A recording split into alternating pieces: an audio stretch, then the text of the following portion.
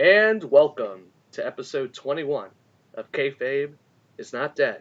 I'm your host CJ, and today we got a jam-packed show, and we have all of our guests. We got not Hans Gruber, but our good buddy Jess. I like to think of myself more as a co-host than as a guest. I don't know. I've been pretty much holding down the fort for the last 3 months. All I can say is it's good to be back. I had a lot of charity work to do, and travel takes its toll. So I'm back on, and let's talk wrestling. I'm glad you're feeling refreshed and ready to get on, and of course on the big screen, if you're watching the video, we got Dapper, our doctor and historian. And oh God! All right, and our podcast predictions champion. Spoiler alert! I disappear for a week, and he somehow winds up with the belt. This is ridiculous. I've been holding the belt for the past 2 pay-per-views. Okay, look. For some reason, I'm pretty sure we lost our SummerSlam footage. We did not lose the SummerSlam footage. Well, the recap. The recap, we lost that somehow. Something happened. I'm pretty sure I got a backup somewhere, but we'll talk about that at a later date. Yeah. Okay. Hopefully, all of our ravenous viewers will be able to see that stuff because we have a very specific timeline for keeping track of this prestigious predictions championship. So having that gap, oh yes, I think that does disservice. Can I just say this? You got Jess, the longest reigning champion of 3 pay-per-views. Your host, CJ, 1 championship run, and me, two-time champion. All right. And if I win the Hell in the Cell, I will be now also the longest reigning champion. Well, okay, we're getting a little ahead of ourselves. Let's focus on it's all about positivity, my friend. What the title of the show is. We're going to mainly focus on No Mercy. So this is the recap show. We're also going to touch on what happened on Raw, the fallout from Raw, including SmackDown and 205. I'm not going to spoil 205 quite yet, but oh boy, it's gotten a little crazy. So let's go ahead and start off with the No Mercy show. Can I just say real quick, who predicted a year ago that Enzo was going to 205? I believe that was me. Are you freaking kidding me? I think there are a lot of people online that have been saying that for a while, but it wouldn't shock me if Jess came up with it as well. Yeah, I feel that almost every voice in the WWE universe was saying that's where it needed to be. WWE has a lot of interns.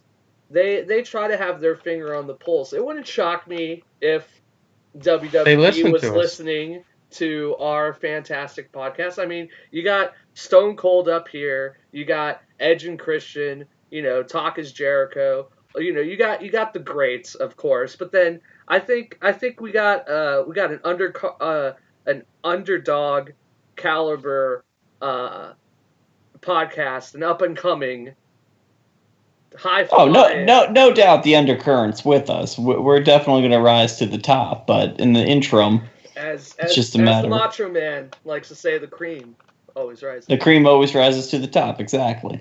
We'll be there shortly. Yeah. Too sweet.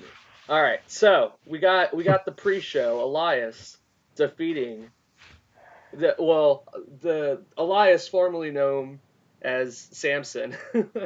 Elias Samson. Yeah. Yeah, I'm not really understanding. This is the 3rd mid-premiere name change that they've done. Well, apparently they're allergic to last names for a lot of these guys. But yeah, so Elias defeats Apollo Crews on the kickoff show. Thank God. Elias serenaded the Los Angeles crowd, like usual. Gets crazy heat instantaneously by saying your city sucks. Yep. And then he gets in an all right match with Crews. They trade some blows. and it was fairly even until a mistake by Cruz uh, gets Elias to hit his finisher, the drift away neckbreaker, for the win. Cruz tried to go for a top rope maneuver.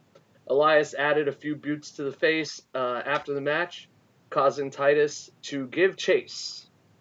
And that was whatever. It was a stupid match that served no purpose of even happening. We should have brought back the Golden Truth. No argument there. I do have to wonder what the future of Apollo Crews is looking like. He disappears for months on end, comebacks, and jobs out. It's become quite interesting to see his career and the spiral just continue to fall. Yeah, I mean his like I don't even know. I don't even know what his purpose is.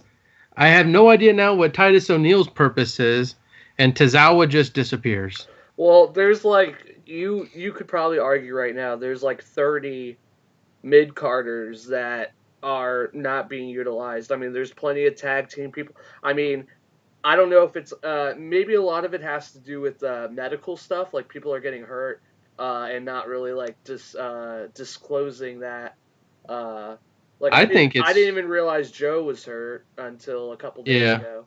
He got hurt at the last pay-per-view, I think. Yeah, so he's been out, and unless it's like a main Carter, like a Seth Rollins or a Samoa Joe, you know, they're not gonna like have a press release that a mid Carter like hurt their foot. So they. Well, I think it also comes to the current problem with the WWE, which is they're only focusing on 6 main people and letting everybody else out the pasture. Well, they only have 2 shows a week and the pay-per-views, and they have like 100 characters.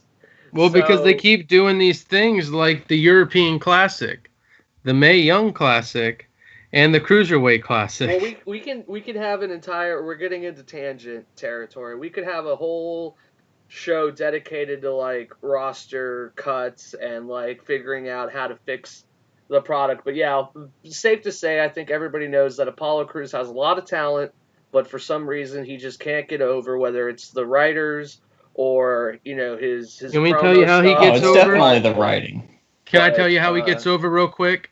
At least with me. Turn on Titus O'Neil, give him like a backbreaker, and then you just skyrocket to the top. Or you have him go to 205, and he becomes a Goldberg-esque figure in 205. But he is definitely not 205. I mean, he's 5'6", but I don't think he's 205. I mean, it's, you can fudge the numbers a little bit. True. I mean, they made Enzo look like he didn't belong there. Yeah. I mean, we'll get into what happens with Enzo, but anyway, we're moving on. We got the Intercontinental Championship, the prestigious, the awesome one, the Miz defeats Jason Jordan via pinfall. And I just love the Miz even more with his promos with these. Oh yeah. Miz is definitely on a fantastic run. We'll get into what happens with him on Raw in a little bit. But Jordan was actually looking pretty good at the beginning of this match. He lands a bunch of suplexes. He takes Miz to Suplex City and gets some near falls. He has a roll-up pin attempt that was not seen by the ref thanks to one half of the Miztourage, Bo Dallas, climbing onto the top rope. It's just he's like, I guess I'm just trying to get a better view at the match, I'm trying to record, get all the angles. But then can I just say real quick, is it me or does Bo Dallas look like he's trying to rip off Razor Ramon? Yeah, that's not a bad. That's not an inaccurate observation, but Curtis he gets oranger and oranger every day. True. And more Guido-ish. Hey, man, I mean, Razor made a career of it, so let's have Bo Dallas give it a shot. He's like the Gilberg of Razor Ramon. Well, they got to He's got to have something, man. I mean, his brother's a top-tier Hollywood superstar, and he's a nobody. They're part of the Miztourage. This isn't just like a regular entourage, so they gotta blow it up to 11. So everything's got to be Hollywood. I mean, they just got to just put him with Bray Wyatt. I mean, they've already mentioned it on like a Raw that, oh, what do you mean I don't deserve it? I have a lineage too. My dad and my brother, like they already mentioned like we're related.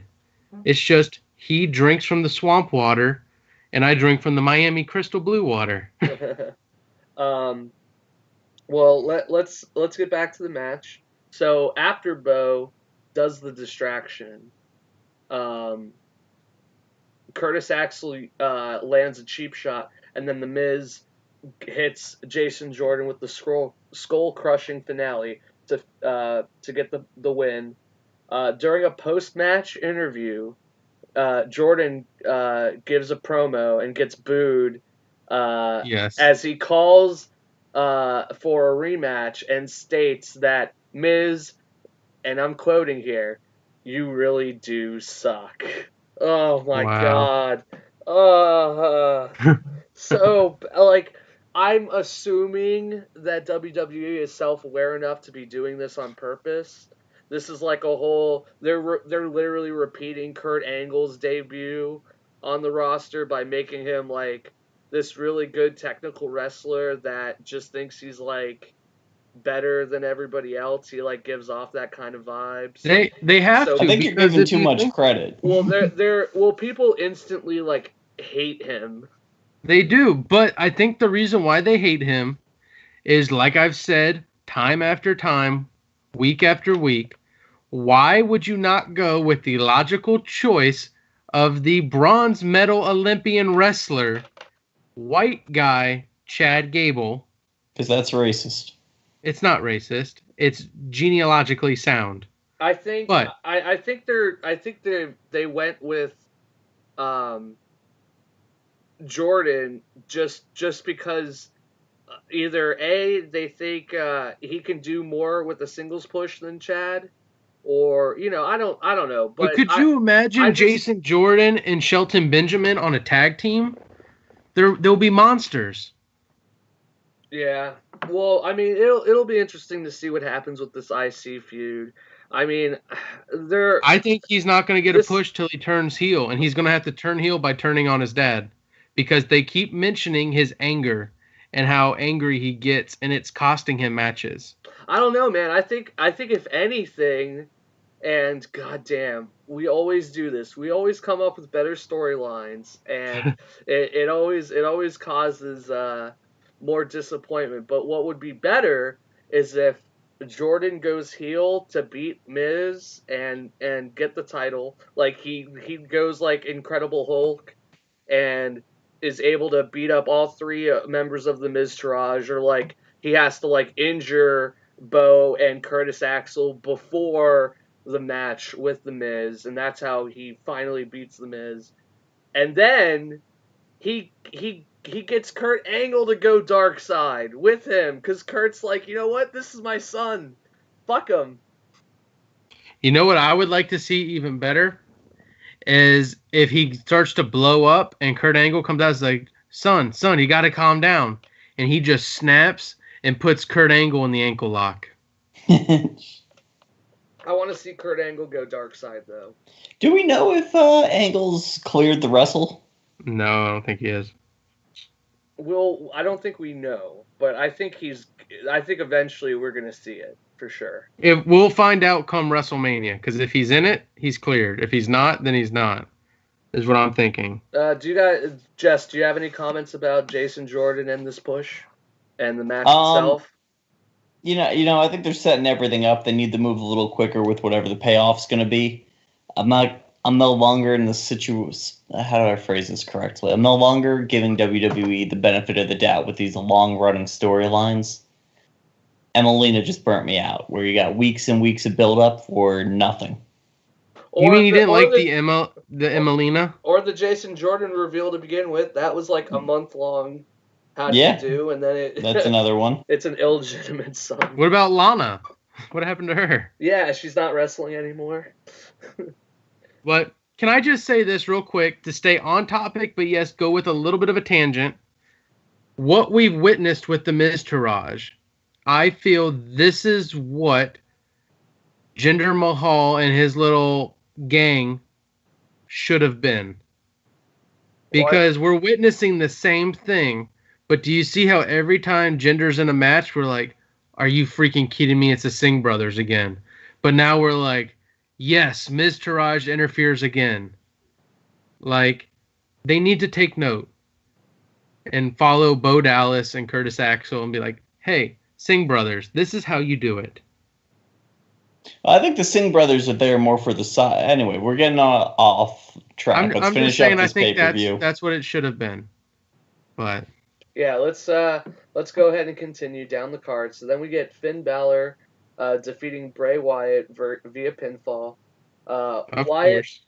Wyatt had seemingly everything going his way because he attacked Balor before the match, and he beat him in the ribs pretty good. Balor gets walked back to the locker room. He gets escorted back with some refs, but Balor decides to fight anyway. And this just proves how weak Wyatt is. Well, Wyatt taunts him on the mic, saying, "You ain't no demon. You ain't even a man. You're a coward." Yeah. And an inspired Balor delivers a pretty intense match with his regular persona. I guess proving that the man is more dangerous. With the clean finish, with the coup de grace, this should have been the end of the feud, but spoiler alert, we'll get more into that in the Raw portion of our show. But what do you guys think of the Bray Wyatt refuses to be the new Darren Young and just hang out in catering. You're just throwing that in my face now. Well, what'd you guys think of this match and the finish? I thought it was good. I just wish they just either let Bray Wyatt be a jobber and promote him as a jobber, or give him something. Don't make him the eater of worlds and the devil incarnate and have him lose to a guy that he had to sneak up behind, beat within an inch of his life, breaking ribs, hypothetically, and still losing. Like this was definitely, in my opinion, the start of the downward trend for this overall pay-per-view. The pre-match was whatever, and the IC was a perfect average opener to the show. So, but with this, it's just like, come on! If you're gonna continue this feud, why does Bray not win? Because Bray he can't win. I don't know why he can't. I just wish they honestly have Bray disappear for a couple months and come back as something else. Come back as Husky Harris for all I care. Well, I'm fine with his gimmick. I just want him to come back and be able to back some of his shit talk up. That's what I'm ridiculous. saying. He was literally a world champion for SmackDown just a couple months ago. Because he won an elimination chamber where he was the last person to enter. It doesn't CJ, matter. I'm with you. It was it was great seeing him as the champ. It gave legitimacy to him, but he lost it immediately. Yeah. Everything he's done since hasn't worked. The House of Horrors match didn't work. The spooky ring at WrestleMania didn't really work. We're gonna get into we can have a whole long discussion about what the fuck's going on with Bray. What I'm trying to say though is that you're right, Dapper. I think he either needs to take a break, or I think that's all he needs is just take a break and try again. No, I think the gimmick is good. I think there's two things they could do besides him taking a break. They could either A, have him effing win a match. And he's over. The crowd fucking loves him. But if he wins a match, end the feud there. Don't do what they did with the Randy Orton thing. He pretty much won the Randy Orton feud, And then what is the payoff? Randy Orton goes for the title. Well, it's good Bray that Wyatt sits there in his little burning cabin that, touching himself. because that was the second way I think they could fix Bray, and that is bring back the Wyatt family. You either pair him up with Braun or you give him some fucking scrubs and you make another Miztourage. It's always that's the one thing I think New Japan has done pretty wisely is they use these factions and these multi-man tags to get more wrestlers TV time and get more wrestlers over. And the WWE has like 100 people on their roster, but they only have like what, 2 factions right now? I mean, they got the Miztourage. And the Singh They got brothers. New Day. Oh, well, I mean, I guess are you gonna call I wouldn't call tag teams faction. Yeah, but I mean, it's the 3 people. They're not a tag team. It's 3 people. Yeah. And I mean, then you got the Punjabi people. The Maharaja. So and his Singh brothers. That's and 3. The Great Khali, occasionally. Yeah, so that's 3. That's 3. Collectives. Factions. Yeah, factions or collectives. So, they definitely have room to do more. So why not return the actual Wyatt family, like resurrect the house, do something crazy, get Braun Strowman on that, and that's another discussion we'll get to later. But personally, you know what I would want to see? Are pretty much gone. I think when was the last time you've seen them? I think Braun will be out of it completely. But we've touched upon it when they had the Wyatt family versus the New Day. Bray Wyatt, apparently the Eater of Worlds, has the ability for mind control. He should start to try and mind control Luke Harper and Eric Rowan again, and they should just go straight for the tag teams and be tag team champions. But like Freebird rules kind of thing. And just dominate as that for a while. And you will get Bray Wyatt back over. Right now, he's literally what Dolph Ziggler says, a catchy entrance. You got no argument here. You got any final comments, Jess? Yeah, like I said, there's no argument. I mean, that's exactly what they need to do is give them something else. Because this ain't working for me, and it hasn't for a while. What about Finn Balor? I think Finn Balor's doing great. I think they should just end this feud, even though, like you said, spoilers, they won't. But they need to have Finn Balor move on and fight other people, like they were mentioning, working his way back to the Universal title. I think this feud has so much potential and could actually work if they gave it some stakes and actually let Bray get something over. But the last hypothesis or conspiracy theory I wanted to throw out there before we move on is this is my crazy conspiracy theory. So, CJ, before you get off on that tangent, I agree with what you're saying. There's nothing wrong with that. The fact of the matter is, they've done this 100 times, where they set up Bray as a contender. They put him in good matches, and then it goes nowhere. Okay, just for our video watching audience, I gotta ask this question, Dapper. Why do you keep turning your camera on and off? Well, I accidentally turned it on, and since nobody else is using their camera, I just turned it back off. Okay. So you can see Hulk Hogan and Mean Gene Okerlund. I apologize to our YouTube audience because I'm sure they were perplexed by that.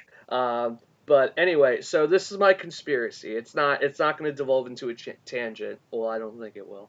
But I believe they are keeping this feud going because they do not want to feed Finn to Brock. Of course not. Not yet. They'd rather feed other great wrestlers and destroy gimmicks like Braun Strowman's.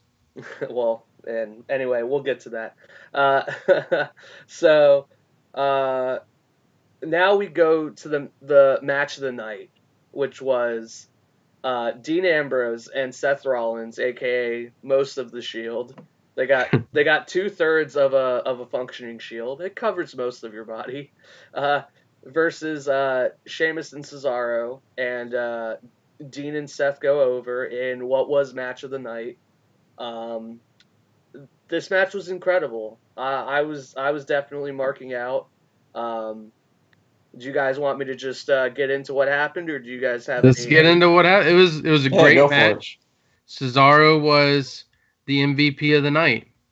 I mean, Yeah. Yes. So this was He definitely is a Swiss Superman. There's no short selling that. Yeah, they're gonna have to make him a cyborg at this rate, a cyborg Superman. But in an incredible physical display by both teams, uh, it was just back and forth. And if we keep getting matches like this, they could fight forever, like KO and Sammy. I definitely want this feud to keep going.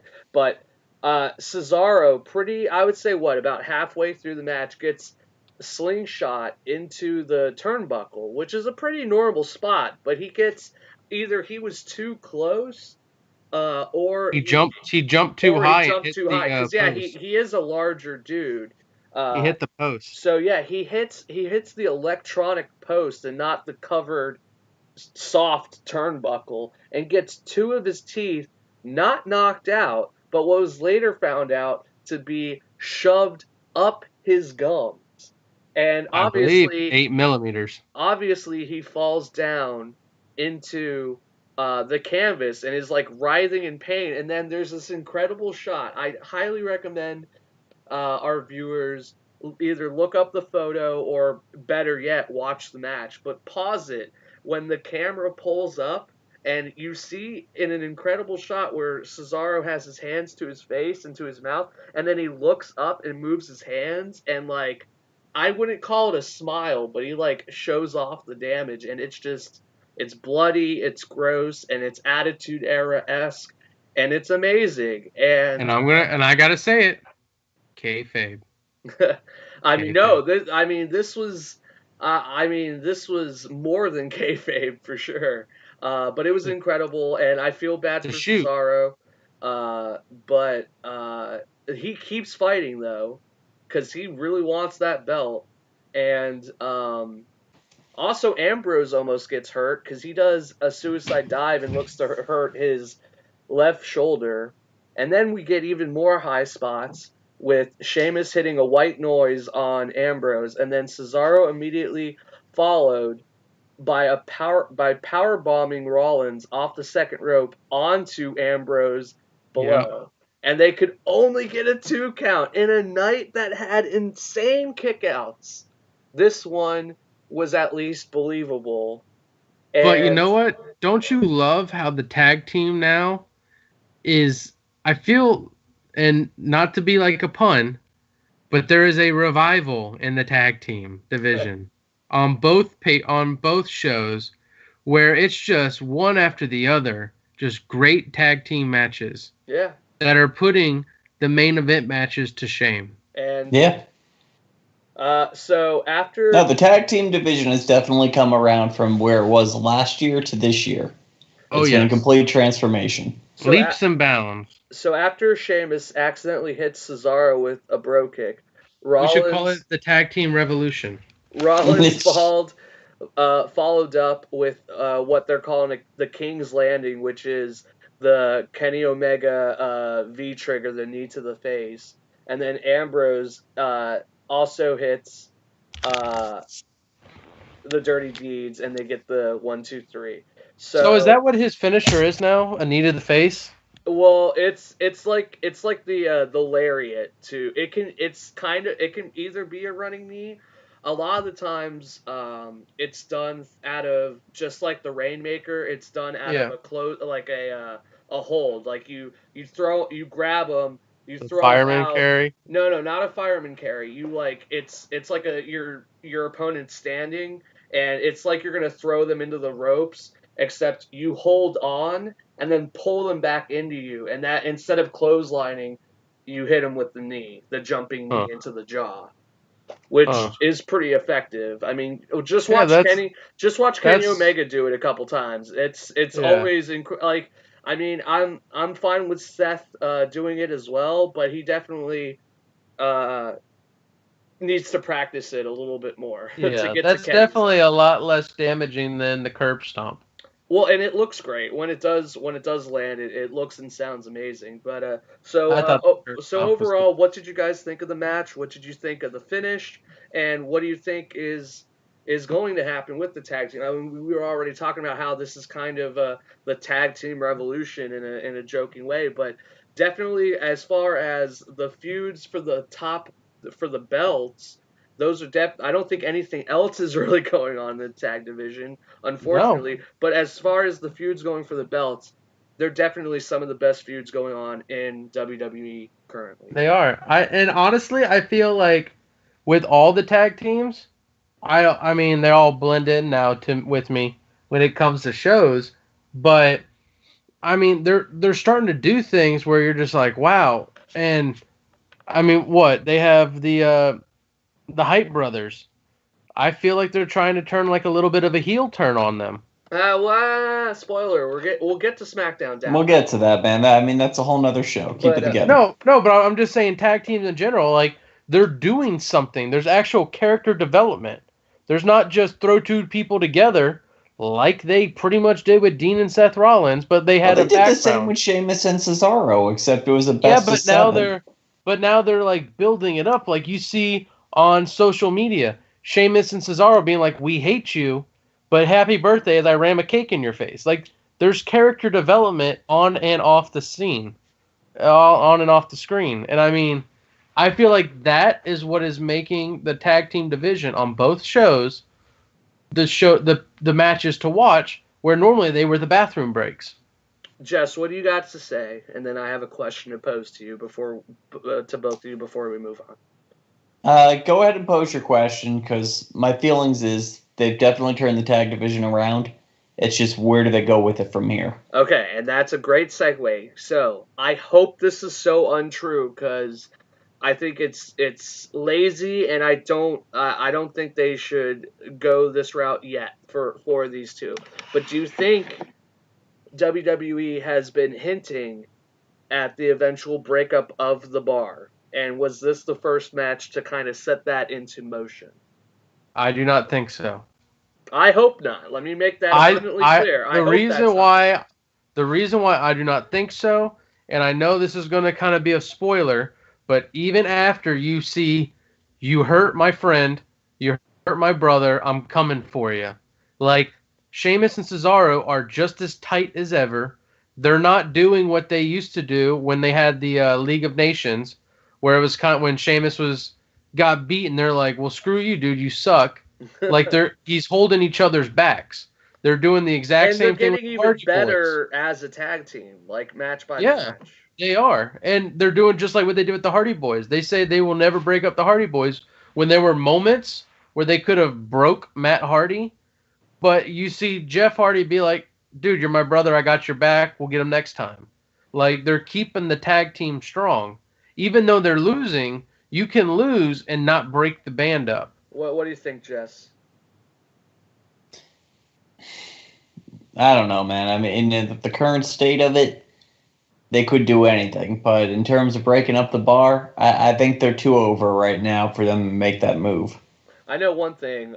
Say what you will about the tag team, but Cesaro is super over right now. Oh, yeah. I think he's always been over. It's just a matter of him getting out of mid-card hell, which will never happen. Because he's over with the independent crowd. And I know this has been a Cesaro and Sheamus love fest, but I don't know about you guys, but I definitely want to give props to 2/3 of the Shield. They have great chemistry together. They both have great movesets. I mean, there's reasons why they were both legitimate WWE champions. So I think this is definitely helping Dean because it's taking a little bit off of his plate, and he can just focus on being the Dean that everybody loves, which is, the kind of crazy lunatic. The lunatic. And we'll get into what happens on Monday too. Yes. And foreshadowing for next Monday. Yeah. But all right, let's move on to the next one. I definitely want to hear what Jess has to say about our next match, which is the women's championship match. Alexa Bliss. I was a fan of this match. All right. Well, let me finish. So Alexa Bliss defeats Bayley via winfall. or she pins Bayley and defeats everybody, which included Bayley, Sasha Banks, Nia Jax, and Emma in a fatal 5-way. I almost said 4-way. So It yeah, might as well have been. this was a spot fest. It was pretty awesome, and the craziest one definitely had to be to Jess's favorite, Nia Jax, And you can I just say something real quick? You will never hear me say this about this wrestler ever again, but I am going to give props to the spot that CJ is about to talk about. Nia Jax was a champ. She takes a hard bump, a double power bomb from the apron to the floor and lands onto the thin matted concrete of the arena and hits the back of her head pretty hard. And that's how you should have to take her out. It should be that hard every time. Yeah. It shouldn't be a little 90. You have to kill her. Yeah, it shouldn't be some 90-pound girl hopping on her back and knocking her out. It should be. Hey! She's the boss. Just I love Sasha, took out the dragon, but well, I love me some Sasha Banks, but her winning the belt for what, a day? I mean, just so she could become 4-time champ, it's getting ridiculous to me. I think some people might have missed this spot because it went by a little fast, but the great part about that spot was Banks and Bliss assisting with the move by drop kicking Nia to give them extra momentum for the power bomb. Jax also received the loudest pop from the crowd. I'm pretty sure she may be from LA. This was in LA, right? Is. Yeah. I think she is. She got a louder pop than Bayley. Miz also, we forgot to mention, Miz definitely got a babyface pop as well. Yeah. Even though he's from Cleveland, Ohio. Yeah. But yeah. Yeah, she definitely took a hell of a bump.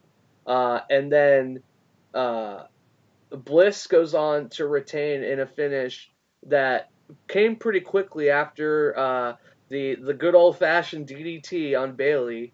Bayley had the most protected move is Alexa Bliss's DDT, right up there next to Sister Abigail. Well, I would say I would include Bayley's like crazy quasi knockout punch that she lands, the Big Show-esque right that she lands into the DDT. That thing like kind of glazes them over, and then the DDT is kind of the icing on the cake. But I mean, how many finishers can a woman of that stature logistically have unless you're going off the top rope? I mean, she's just physically, she's just so tiny. Like, she can't suplex a lot of these other women. Like, God forbid if she tries to do anything crazy against like a Nia Jax type.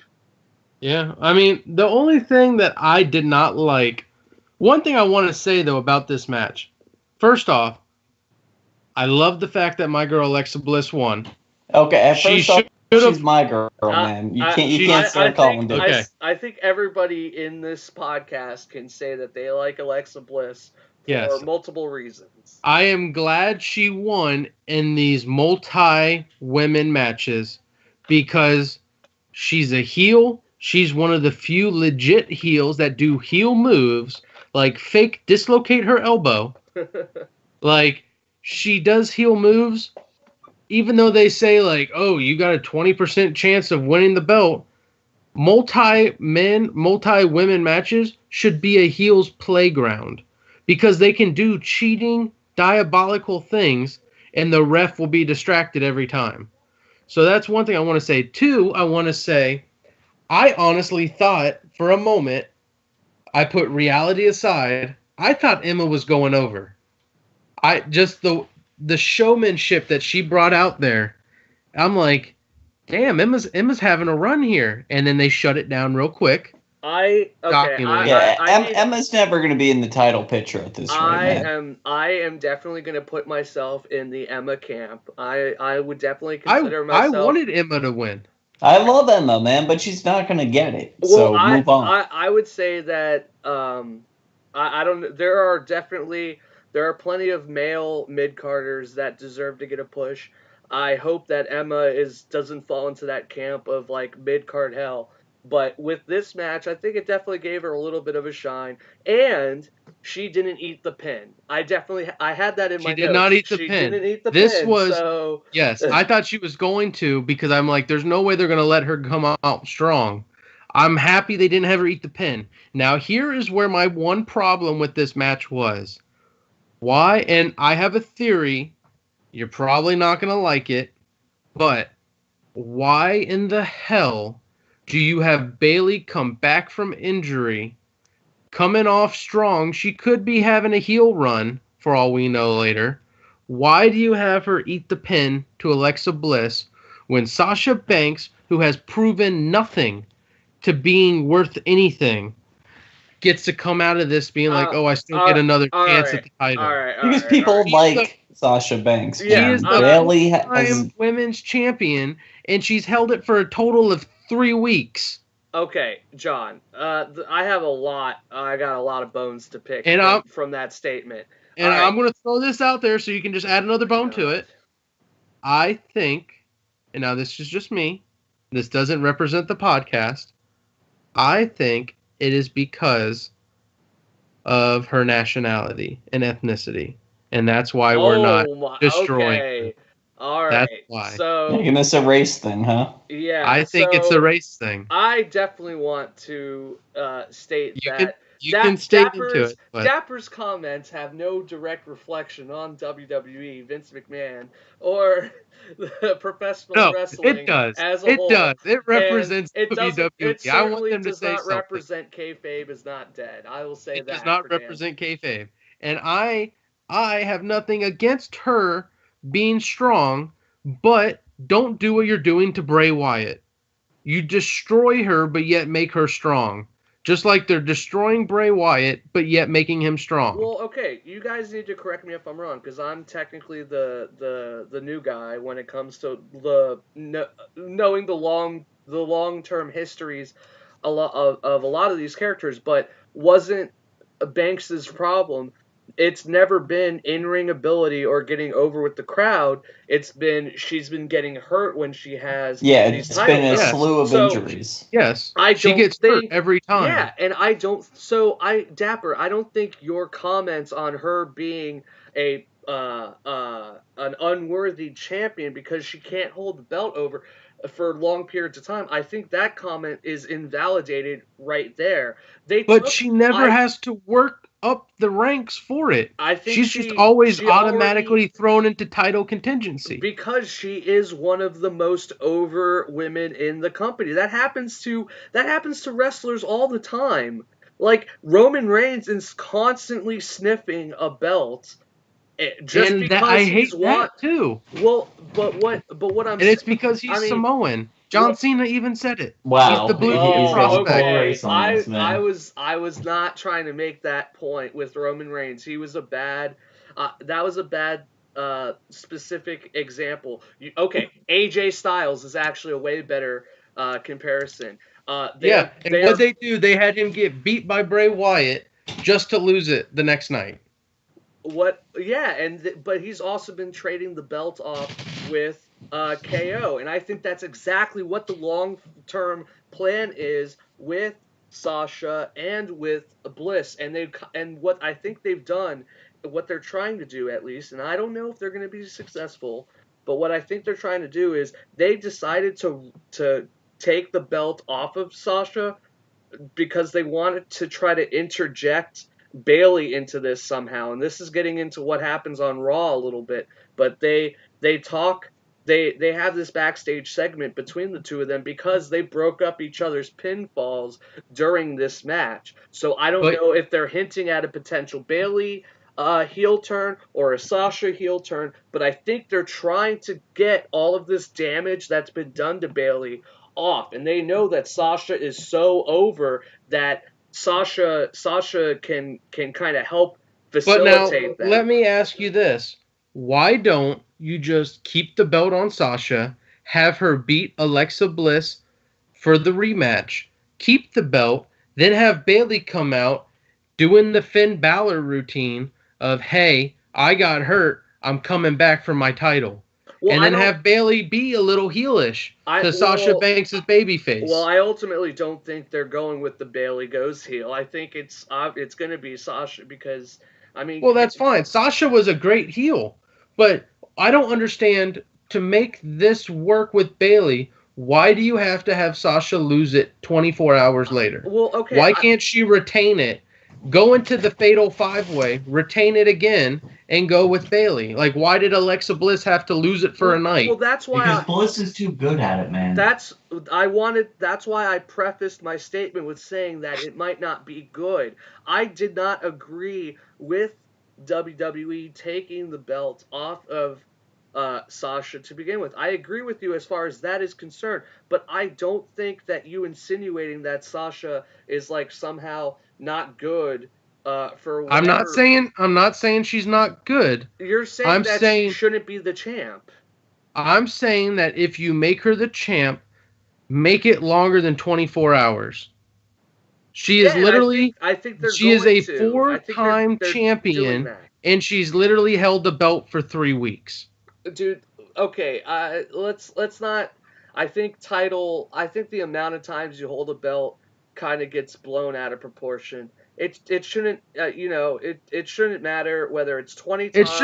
It's just like with Roman Reigns, how they're saying how Roman Reigns is like, I've main evented 5 WrestleManias, I've done all this. He's like, I'm a 4-time champion. I'm like, dude, you've held it 4 times in 4 days. But we also know that Reigns, compared to a lot of other male superstars, isn't on their caliber. I don't think anybody can disagree that Sasha is legitimately one. You could probably argue the #1 female wrestler in the company right now. I'm not necessarily saying that I honestly the truth. I don't think definitely she's think the best. But I'm saying there's an argument. There. You can definitely make that argument. I think that she's up there in the top 2 or 3, and she should have a actual legit title run. I don't understand why they're trying to build up this number of title holds for her when there's nothing to come off of it. Like, that's what I don't understand. I get what you're saying, but I don't think they were thinking in those terms. I don't think they care. And I don't. I mean, look at how many times Charlotte's held it. Charlotte was trading the belt every other pay-per-view. John Cena trades the belt every other pay-per-view. Yeah, but they stopped. These numbers don't matter. They stopped the John Cena trading, and Charlotte. Honestly, even though isn't he now tied with Ric Flair for 16 times? He is tied for Ric Flair for 16 times, and it was because in the early 2000s he traded it off every month with Randy Orton. But they've stopped Dapper, that now. I think we all have to acknowledge that WWE doesn't really have long-term plans about like giving the belt to specific people at specific times until the numbers do get insane. Like, they didn't have a long-term plan for Undertaker to specifically have a winning streak when it started. They just woke up one day and said, oh, wait a minute, Undertaker has this winning streak. We should totally make this a storyline. So the whole Ric Flair having the 16-time belts and how that plays off, and that is definitely not WWE's long-term focus. And I don't think it is either. I think through all these other storylines, and I think also we could include this storyline as well. WWE recently has shown the lack of forethought or commitment to long-term feuds or long-term stories, except for very specific ones. So, I will tell you this much. They do look at length of title reign because CM Punk and AJ Lee rubbed WWE the wrong way. AJ Lee held the longest title run of one time. Some reason they just completely forgot about Mae Young. It's like 16-year championship run back in the day. They'll just rewrite history when they feel like it. But what I'm saying is hardcore about this. Yeah. No, what I'm saying is though that AJ Lee had the title reign just like Demolition did. Yeah, but anybody who sues the WWE is going to lose whatever records they have. I understand, but let me finish. They had Nikki Bella hold the title for, according to WWE logic, exactly 1 day longer than AJ Lee. When fans actually went back in time and calculated it, AJ Lee still had it. I'm thinking that Alexa Bliss the idea for Alexa Bliss is to continue being champion until they build up Nia Jax or Asuka to come in and take it from her. But I think she was probably we know getting Asuka's on a coming run. now. Yeah, But so... I think she was getting onto a run to where she comes close. So they had to be like, you know what? We want to keep Sasha strong. Let Sasha win it for 24 hours to reset Alexa Bliss's time clock, is what I think they did. Well, for whatever reason, we're running high on time. We're not even through No Mercy yet. So I'm just gonna say Bliss still has the belt. I'm fine with it. I'm gonna definitely be interested to see if what they're gonna do specifically with Sasha and Nia Jax. I don't think Bayley's getting a shot quite so soon again. But Jess, did you have any final words before we move on to? No, let's move on. Okay, so then we got Roman Reigns. I'm sorry, guys. I'm passionate. Yeah. Roman Reigns defeating John Cena via pinfall. So this feud was they were trying to build this up as like the once in a lifetime kind of feud. Very John Cena Rock-esque, except with the roles reversed, where John Cena is playing the Rock character and Roman Reigns is the up and coming golden boy, trying to take on the face of the company status. So, but this is weird because this is a pay-per-view in September. This isn't SummerSlam. This isn't WrestleMania or anything like that. So it kind of felt to help sell tickets and fill the arena. Yeah, it kind of felt a little bit rushed, but the build-up was actually not too bad. They actually did like a month-long promo. Back and forth. So we know that WWE, when they put their minds to it, can do this. So they decided to just, spoiler alert for Raw, they kind of just end this feud.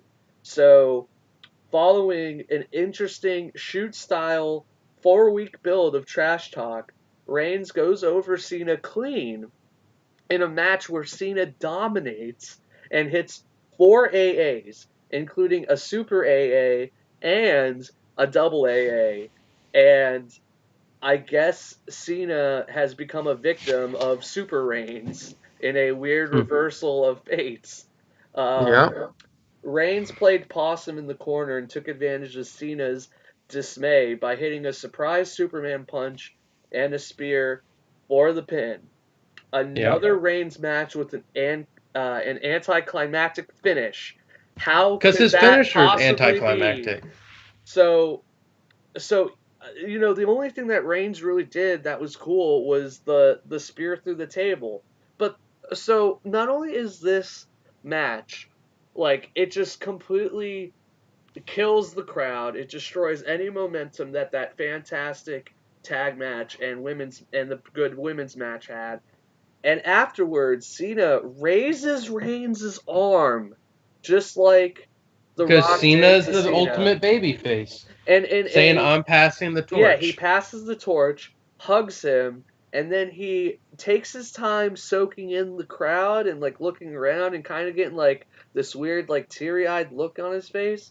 And then he like hugs a child and like gives him his wristband. And then he goes up the ramp and, like, gets all sad and then, like, taps the video board and walks away like he's fucking retiring when we all know that's not the case. Yeah.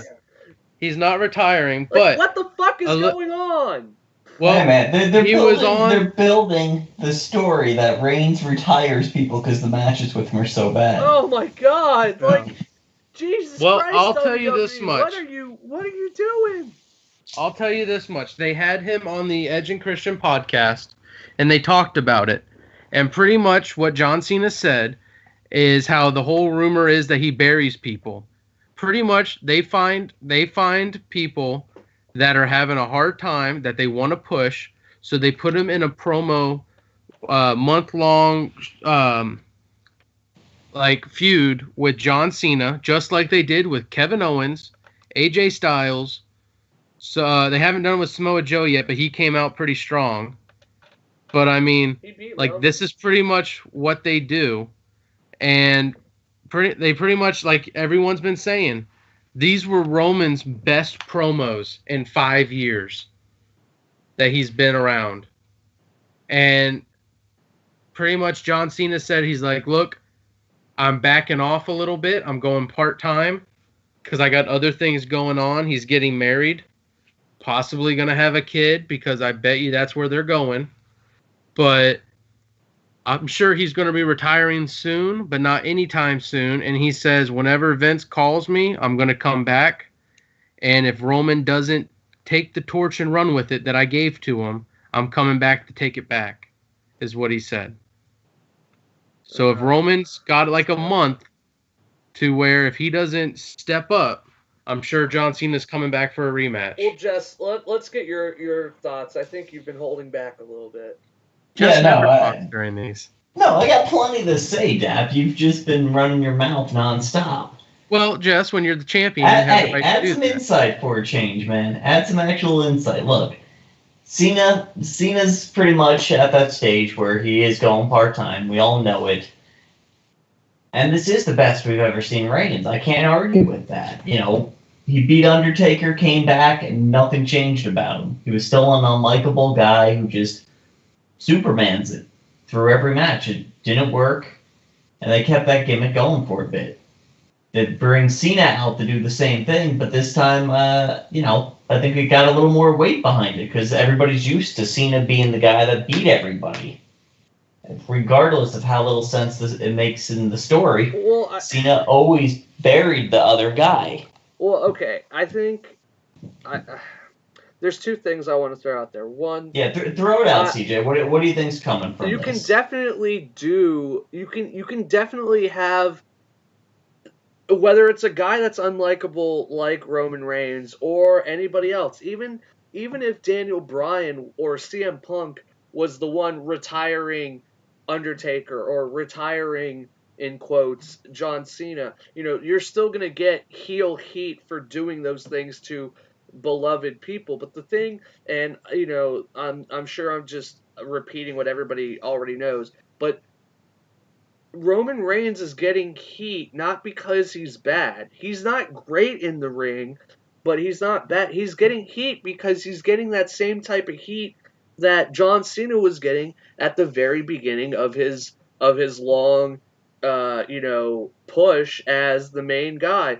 Roman Reigns is getting that exact same thing. It worked for guys like Stone Cold and The Rock, but just like Cena embraces the Cena sucks chant, but when those started, that was done in earnest. It was not done in a tongue-in-cheek thing. It was said in the same manner that people boo Reigns. And until WWE and Vince finally pull the trigger and make him heel, him retiring these beloved people is not going to work. People are going to it worked with Randy Orton.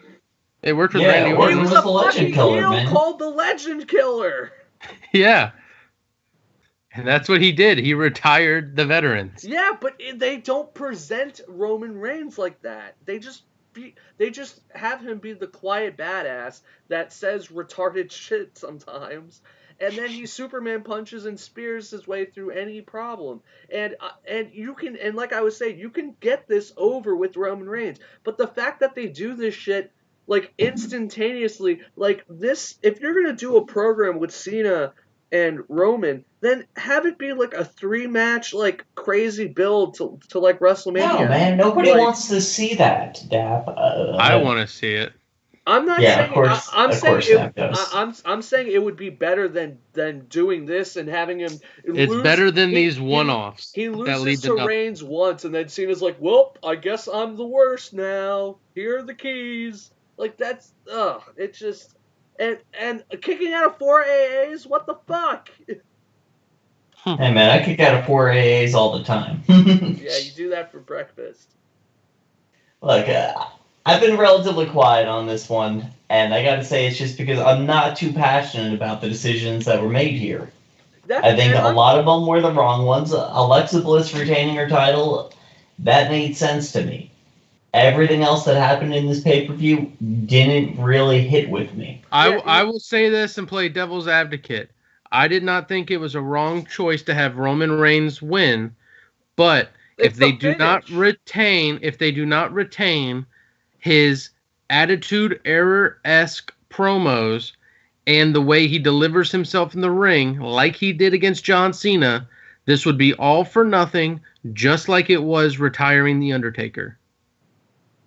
He retired The Undertaker for no gains whatsoever. My biggest issue with the match is the finish and the fact that Cena did this whole passing of the torch thing. Like, it's fine that Reigns goes over.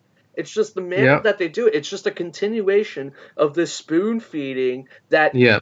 I did not like the raising of the hand. You're going to get Roman Reigns whether you like it or not. And with that, we're going to move on because we still got a shit ton to cover. But yeah, it's just supposed to be a two-parter. Let's just get through this and then we'll do the Raw and the SmackDown on a different one. But finish up. Let's keep moving. So we got the Cruiserweight Championship. Enzo Amore surprisingly defeats Neville via pinfall. Loved it. To win the title. All right. Well, let me actually give the recap before you. Yep. Give the recap. All right. Give the recap.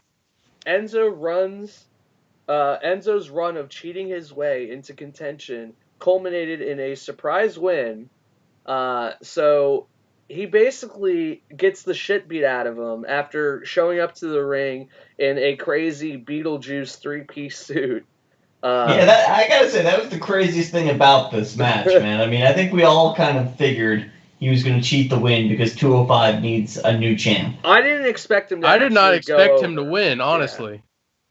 Yeah. I thought he was going to cheat, but Neville was just like going to go into like berserk mode and be like, there's no way I'm losing this belt again.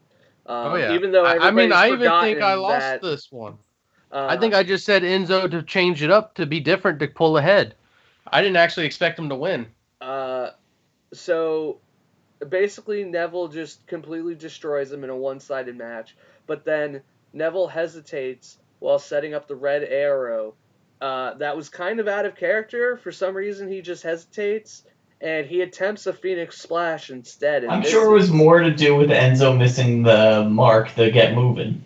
So, Enzo's able to get out of the way. So Enzo then goes and grabs the title to distract the referee. And it allows him to hit a very shoot-esque hard blow, low blow on Neville. And he gets the roll-up for the win. So, okay, as the quintessential 205 mark, essentially I'm Corey Graves right now. This is terrible for anybody that's a cruiserweight fan.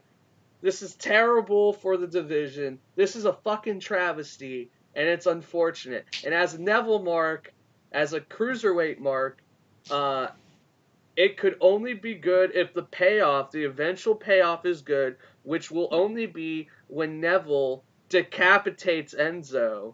And it's gonna happen. Not at all, CJ. So this is the perfect way to get another person over. This will hope. The only positive thing that I hope which happens is that this gets more people to watch 205, and I hope that the storyline does pay off. That's all I'm saying. But we all know that the eventual payoff in the end is going to be Enzo getting killed by Neville, the king. His name is literally the effing king of the cruiserweights. You don't fuck with the king, and you're thinking too small. You have somebody else beat Enzo, and then you have a feud with Neville going after that guy. Well, Can I just say something? But Enzo's going to destroy Enzo as well. Yes. Can I just say this real quick? This match will get me to watch 205. Here's why.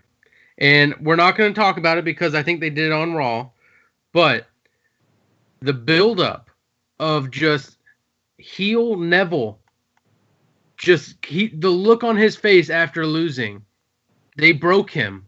We got the broken Neville Hardy pretty much happening. Yeah. And they literally broke his whole spirit because he's like, I'm okay with losing to Tozawa. At least he has skill. But I'm not okay with this. Yeah. And the fact that it was a heel move to dominate Neville at the finish, you literally This was It's a double WrestleMania turn, 13. right? This was WrestleMania 13 all over again. Yeah, this just is no Crimson Mask in the sharpshooter. this is It was double a double turn turn. for sure. It Yeah. was a classic double turn that actually paid off like it was designed to where you literally took the cup of haters to and Enzo made him Amore, a hater. the ultimate baby face.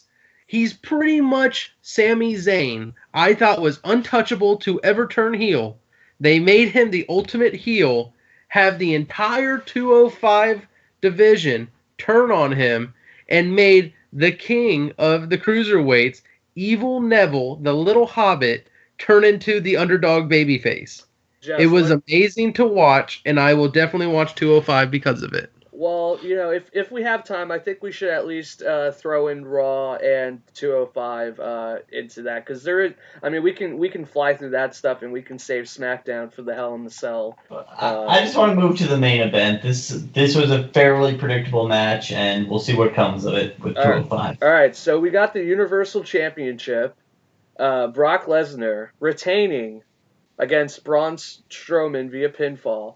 So Strowman, he finally gets a solo shot. He's been involved in a lot of like multi-man kind of things because it's kind of like Nia Jax and the Sasha Banks. It's Nia Jax in the women's division where Braun is such a monster. Like it's kind of hard to justify in a one-on-one situation unless the other guy is a monster. To where how he would lose a singles match. Like, he should, in theory, just on pure strength alone, win 90% of his matches just right off the bat. So, but against a guy like Brock, it is definitely believable that Brock could win. So going into this match, this definitely had a lot of heat. I would definitely say that Braun, I kind of want to get your guys' take before we get into the actual match. I am of the opinion that Braun is the most over wrestler right now in the company. Yeah, the most over male wrestler, yes. Yeah, easily. So, I wasn't going into this match. I had Brock picked because of storyline reasons. I think we all know that they're saving Brock to put over Roman Reigns at WrestleMania. That is supposedly the plan. So I do not think Brock is going to lose until then, unless they're really trying to swerve us.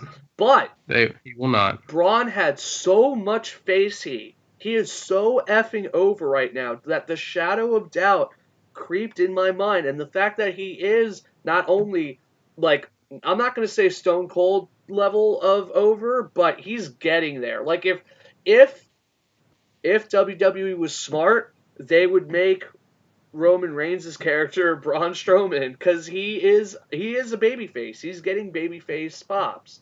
So we get a singles match between him and Brock.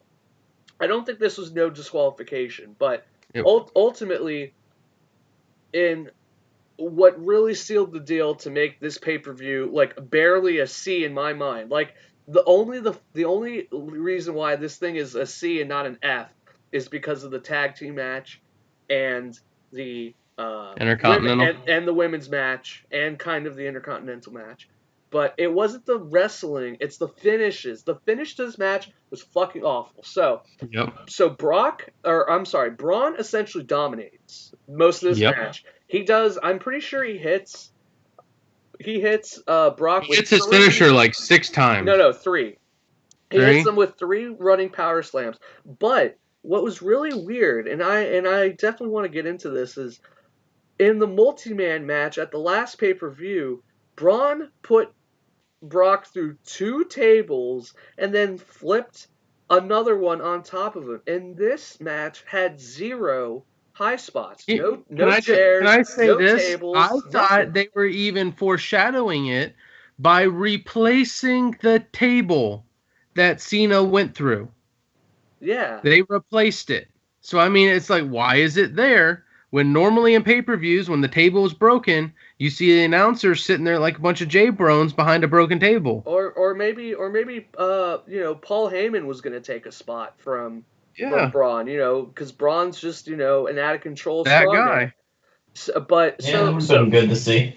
So then Strowman, he hits his finisher, but he still can't get a 3 count, just like the Roman Reigns John Cena match. They literally just did this.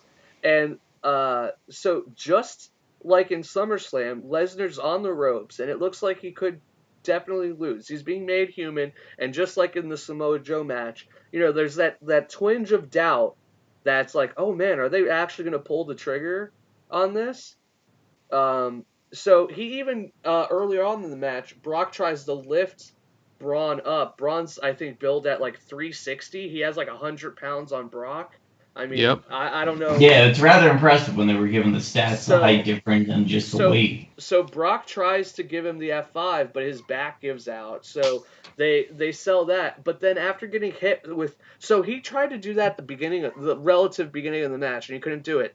So then after getting hit with 3 power slams, he somehow is able to hit Braun with 6 German suplexes and then 1 F5, and he gets the pin. That's the effing finish of the match. 1 F5 and 1, 2, 3, and that destroys. That wasn't the finish. Monster. That wasn't the finish. You didn't watch Sasha Banks come out and throw him into the bank statement? That's pretty much what they freaking did. I feel like you totally missed that part, CJ. Were you watching a different pay-per-view? Yeah. You didn't watch. That definitely did not happen. It might as well have, CJ. It might as well have. But because this completely destroys any kind of credibility that Braun has as a fucking monster. Yes. The only thing that kind of brought his credibility back slightly, and we'll talk about it later, is what he does on Raw the next night. But I will say this. I would have been happy with the finish if they would have put Braun Strowman an F5 through the table or multiple F5s. Or double-digit German suplexes. If they did something like that, I would be completely fine with Brock being defeated, or Brock going over defeating Braun. I 100% concur. It should have been an F5 off the top rope.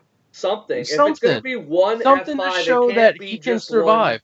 It can't be one normal. Yeah, F5. I think the biggest takeaway from this is you need to see Lesnar really fight, and that seems to be what's missing from his most recent setup. They had that with Joe, and with Joe, they had that with Joe, but more recently with Strowman here, we got none of that. Well, it wasn't a fight so much as it was, okay, I look weak, and now I'm just going to win this and go home. Okay, this is 2 things I'm going to throw out there. So this was the exact same blueprint. Like, honestly, if you run these back to back, like you take one monitor and you throw up the Samoa Joe match and you throw up this match and you watch them simultaneously, they're essentially the same match. It is. The reason why the Samoa Joe match works better is Samoa Joe is not nearly as over as Braun, and he's not nearly billed. He's physically just literally not as strong. He's a different type of wrestler. And B, and I think the more important one is not just the fact that Braun is over, but the fact that in the very match before, Braun really fucked up Brock. He literally put him on. They had to escort Brock away from the match. The last fight they had. So the fact Samoa Joe's style, he doesn't do that. He's more technical. Like, he wants to get behind you and put your ass to sleep and whisper sweet nothings in your ear while you fucking black out. Braun Strowman wants to put you through an ambulance and, knock you out that way. So, it just... The fact that Braun did that just before that and one F5 puts him down makes it even worse. I'm done talking about this. I just want to say something real quick. Fuck it. I agree with you for the most part on what your analysis was, but I disagree on this. I think the only reason why the Samoa Joe match went over is not because Samoa Joe is not as over as Braun. Not saying that he is, but I don't think that was the reason. They're different kinds of wrestlers. I agree, but I think Joe also needed an actual demonstration of what he was. I think it was because of Samoa Joe's finisher, just like Randy Orton. And Braun's finisher takes time to happen. Samoa Joe had him in the Coquina clutch, but he got out. And his whole thing at the end was like, I was 1 second away from making you tap or making you pass out. Same way with the RKO. It literally comes out of nowhere. And that's that's my entire issue. If we have listeners that have been listening since the very beginning, they know that I'm not a fan of not Randy Orton as a wrestler as a whole. I'm not saying Randy Orton's bad, but his current run, I fucking hate his matches because every match, just like this F5 out of nowhere, we get RKOs out of nowhere, and it's just anticlimactic. It's not a comment on the skills of the wrestlers, but the storytelling, and anticlimactic finishes can work, specifically in my opinion, in longer form stories. Like, if this is the speed bump to Braun's eventual ascension over Brock, then this is fantastic. But this is most likely going to be the end of this feud. Yep. For now, I think it'll be the end of the feud for now. And that's fucking stupid. I think the only way to go over on Brock is you literally have to have a finisher. Your name has to be Super Cena, a.k.a. Super Roman Reigns. Look, we all know you need a finisher Brock that Lesnar's can be pulled off. going down with a spear. A simple spear is going to take him out. Yes. And we'll all start chanting Goldberg. And it'll be that's a rematch. why it's obvious, like CJ said, Brock will continue to hold the title till WrestleMania, till he gives it up to Roman Reigns, because the only way that you can continue to keep Brock Lesnar strong and have him lose is have him lose to a finish that happens instantaneously. The power slam is pretty instantaneous. It's not, because you got to grab him, you got to pick him up, you have to run 10 feet around the ring and slam him. I mean, the F5 is almost that, except you don't run. Like, I don't... I understand... I understand you're saying some finishers are slower to develop, and they don't take as much out of you, that's why the Sister Abigail will never destroy Brock Lesnar. I'm pretty sure... It takes an hour to develop. I'm pretty sure one power slam one power slam seems to take out most people. It does, but Brock's not most people. Brock... shouldn't it take like 5 spears to take out Brock? It should, but that's why the spear never took out Brock. It was the spear that led to a jackhammer that took out Brock. That's also Goldberg. It's a different moveset. I understand, but I'm just saying the spear is what takes him off his feet, just like Roman Reigns' Superman punch, which turns him around so he goes into a spear. You gotta have the double moveset to take out Brock. Jess, you got any last comments about the match itself, or just anything? The match itself, I thought was okay. This wasn't the worst match in the world that you guys are making it out to be. The problem was the outcome. The finish was the worst part of it. Yes, the match had potential to be an A+ match. I gotta say, man, I'm starting to suspect Lesnar doesn't have what he used to have with it. I don't think he does. I think he's getting tired. Which isn't making any sense, because you watch something like UFC, and he's still a dominant force in that. The few times a year he does fight, but because he's like 300 pounds, and it hurts when he hits you. Yeah, when it comes to wrestling, I feel he's just phoning it in at this point. He's just burning out that contract. He's waiting for Mania so he can give the belt to Reigns. Okay, so this is going to be my last comment before we take a vote on whether we do Raw or not. So, I want the one thing, the hypothesis I want to throw out there is, okay, you call this event No Mercy. Why don't you give every match, it doesn't have to be every match, but shouldn't the gimmick of this type of named event be like every match has some sort of stipulation, like some sort of weapon stipulation? Like, you can at least sell these kinds of anticlimactic finishes if we had tables or chairs involved. I know we have TLC coming up, and that's probably why they wanted to hold off on it, but make this like a cage match. If you're gonna make these finishes anticlimactic, at least make them different. Have Brock have them do the one F5 to finish the match, but then the fucking the canvas explodes like the Big Show Braun Strowman match, and then Braun because they've killed that gimmick. Yeah, we've seen that enough. We would need to see something more extreme. I think it's I'm saying because have them do a gimmick. theme. And just do Yes. something. Whether it's Have a over, gimmick pay-per-view, but the what- reason why they don't is because they have extreme rules. The extreme rules, every match has an extreme rule or a PG version of an extreme rule. Yeah.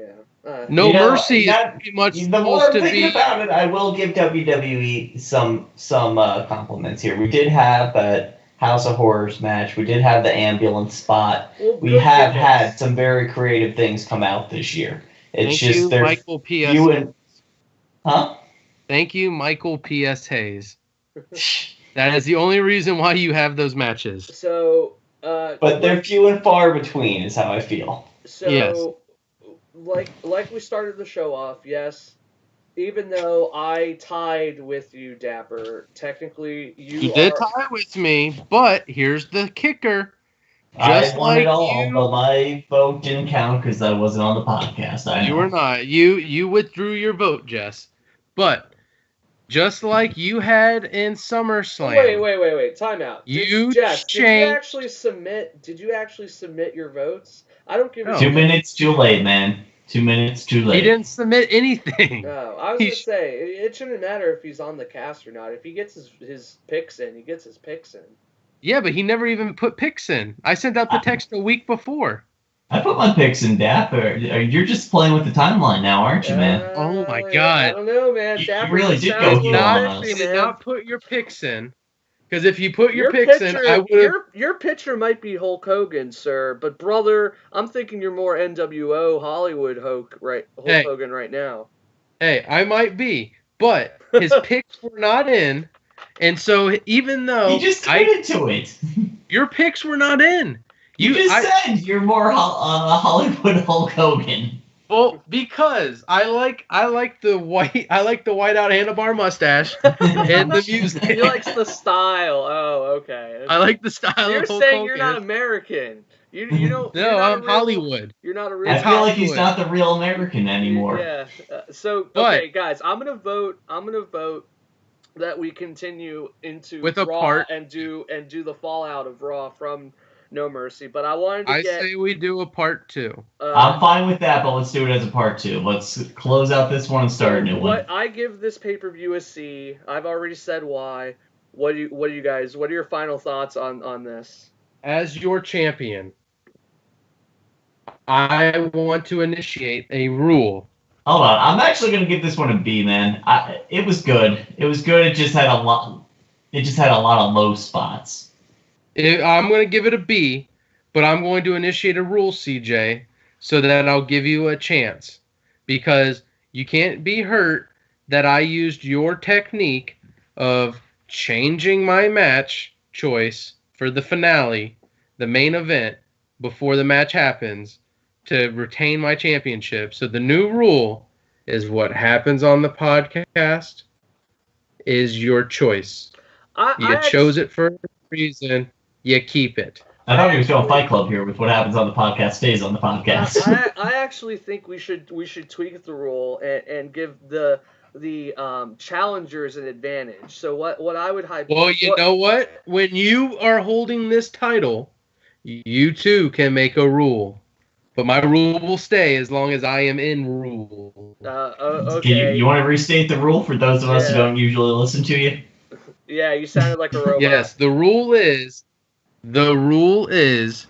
as long as your picks are on the podcast.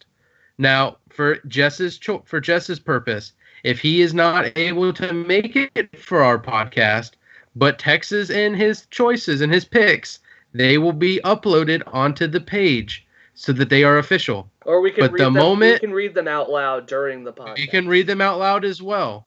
But what I'm saying is if he texts us the choices after we done the podcast, it'll be added into the info down below. Mm-hmm. But if he does not get it in, too bad, so sad. Whatever is on the podcast is your choice, your pick. Well, you have to win like a man, not win like a coward or a heel. With that, we're gonna go ahead and close this ranty episode of Kayfabe is Not Dead. I'm your host, CJ. I hope everybody tuned in and liked this episode. Give us your thoughts in the comments below. Send us an email. Tell us how we can make the show better.